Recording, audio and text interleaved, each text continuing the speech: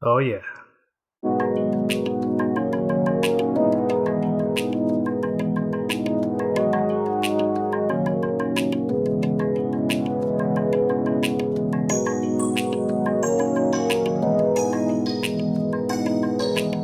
The start of these unboxing videos are always so interesting because clearly I have the phone in my hand already, so I gotta wind the clock back and then actually do the unboxing for you. But in any case, I finally have my hands on Samsung's newest foldable device, the second generation of the Fold, now called the Z Fold, and there are a lot of things to get excited about. Hey, it's Joshua Vergara. What's going on, everybody? Here is my unboxing and my concerns regarding the Samsung Galaxy Z Fold 2. The unboxing experience is a little bit conflicting because on the one hand, you're paying a lot of money for a lot of phone, but that also means that you're not going to get too much in the box with the phone. SIM tool, a little bit of documentation, USB-C to C cable with that super fast charging adapter, and that's about it. But once we get to the actual phone itself, this thing feels absolutely substantial. After all, you're dealing with two whole halves of a phone that are mashed together to create the Z Fold 2. Of course, the phone looks absolutely gorgeous already. We have the Mystic Bronze here, which you might already know from the Galaxy Note 20 Ultra. And whatever design language they have decided to create this year permeates to the Z Fold 2 in great ways. There's a little bit of customization you can do with the Z Fold 2, mainly with this hinge. If you order it on their actual website, you can have a few different colors to choose from, but that will also increase your shipping time. Now, powering this all-screen, all-the-time phone are all of the right internals, basically. You have yourself the Snapdragon 865 Plus, 12GB of RAM, and the base model has 256GB of onboard storage. So there's a lot of fun to be had here, whether you're using it for play, for media, for the cameras, and hopefully even with the large display, the battery is going to be really reliable at 4500 mAh, capable of wireless charging and 25-watt charging. I have to give some props to this front display. I'm sure everyone will, because this was the upgrade that was required from the original Galaxy Fold. It's a pretty narrow device when it's folded, which means the screen is really easy to use for left to right reach. And typing on this thing, well, just make sure you swipe type for the most part, because things can get a little bit cramped. Speaking of typing, I already got pretty used to typing with that segmented keyboard when using the large display. Before I get to my concerns, some final thoughts on the display. Yes, this is a 7.6-inch display when you unfold the device. It just makes all of the applications blow right up, and it's obviously going to be used for things like multitasking and very fun media consumption. The actual way that apps change when you use them on the large display is something that I will obviously keep my eye on, but of course the form factor of the phone means that you could use the outer display, the good outer display now, in order to create like a stand or to just give it some viewing angles that are easier. One thing to note though is that the inner display is the one with 120Hz adaptive refresh rate. It's not going to be forced at that high refresh rate, much like with the Galaxy Note 20 Ultra. You still get all of the quality and also the usability of a Samsung display. Even the inner display, when you have it open up, it still has the always-on display, which is kind of cool. But of course, let's go ahead and get into my actual concerns with this device, which I will keep in mind for my upcoming coverage, ending of course with the top 5 complaints and takeaways. To know when those videos come out, make sure you subscribe to my channel.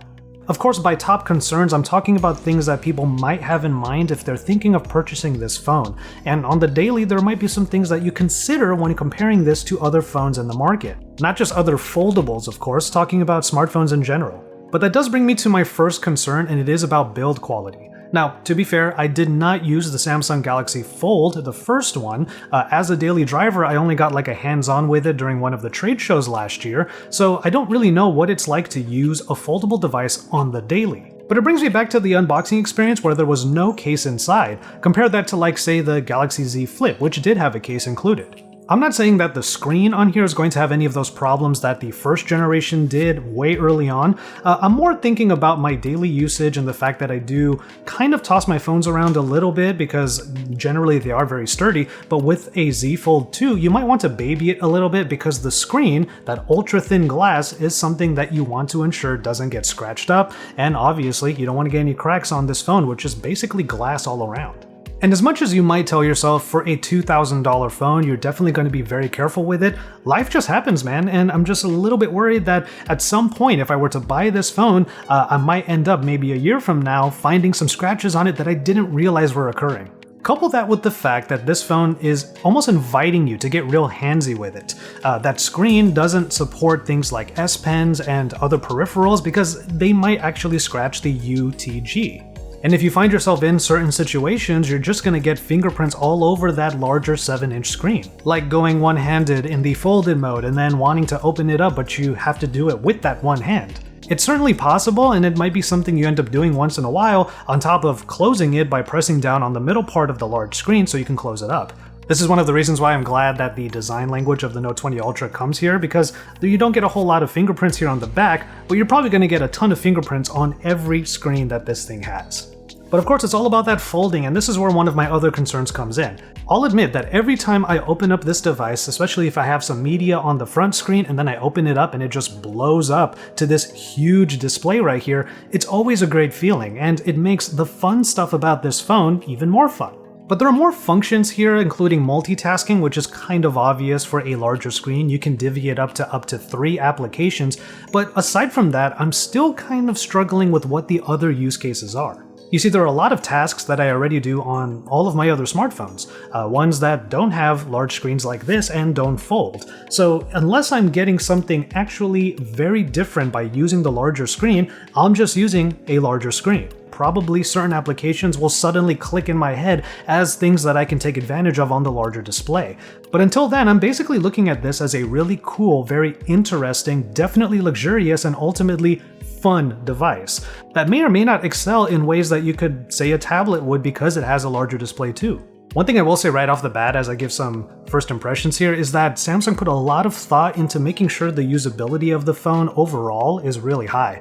I mean, there's 2 front-facing cameras on this phone, so if you want to use the big screen as a big-ass viewfinder, you can. Or you could use the screen on the outside and use it like a more traditional smartphone front-facing camera.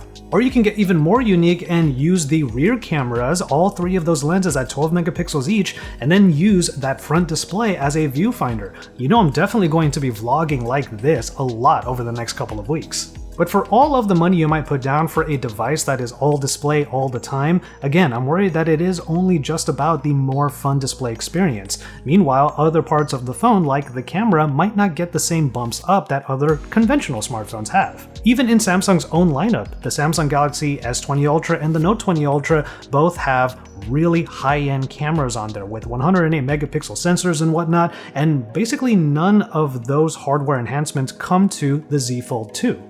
If there's one place that this phone might have you get a little bit of that FOMO, it could be in the camera departments. But of course we'll see what happens there when I do my real-world camera test and have some fun with the form factor of this phone.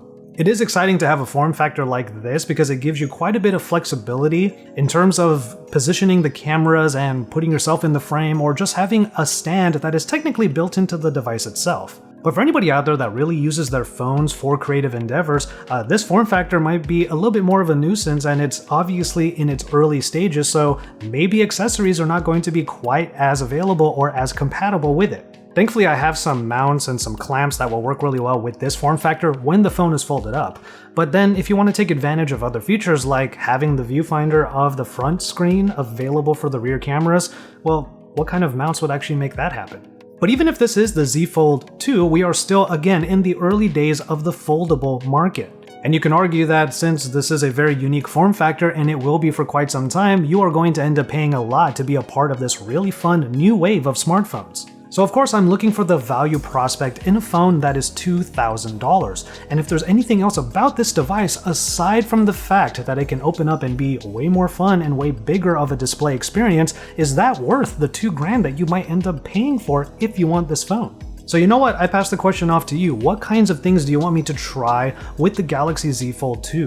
What are maybe some games that you want me to play? What are some productivity or other tasks that you want me to take advantage of things like the multitasking for? And what do you want me to try doing with the cameras perhaps? I obviously want to give this one a good real-world camera test, and I'll go to a couple of different places, maybe bring a few different tools and see how they fit in with this form factor.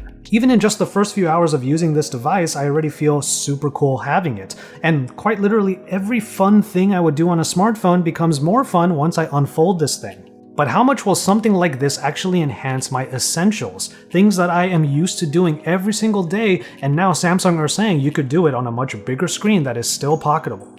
Are you hyped for Samsung's newest foldable? Are you going to pre-order one, or did you already? Let me know in the comment sections down below. And if you have your own questions and even concerns regarding this young form factor device, well, let me know as well in the comments, and let's go ahead and have those discussions. At the very least, drop some likes on this video and consider subscribing to my channel if you haven't already to keep up with all of my Z Fold 2 coverage and beyond. With all that said, I'm going to go ahead and call it on this one. I will get going on the Z Fold 2 and enjoy some games, some media, some everything on the bigger display. And until my next video, I would just remind you to enjoy your tea, everybody.